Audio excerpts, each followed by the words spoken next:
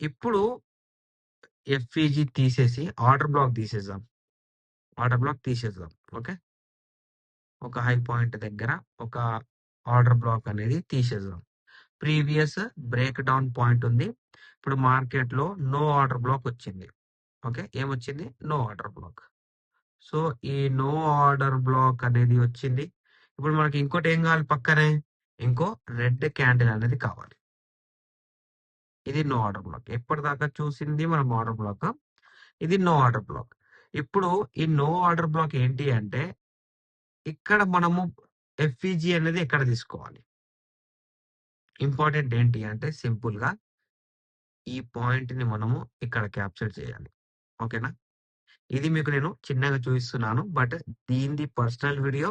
FEG no order block break down, FEG no order block breakout అనేది నేను personal గా video పెడతాను. Just ఇప్పుడు చెప్తున్నాను ఫర్ మీకు ముందర ఎక్కడ ప్రాబ్లం కాకూడదని ఉంటే ఇప్పుడు చెప్పేస్తున్నాను. ఓకే. ఇప్పుడు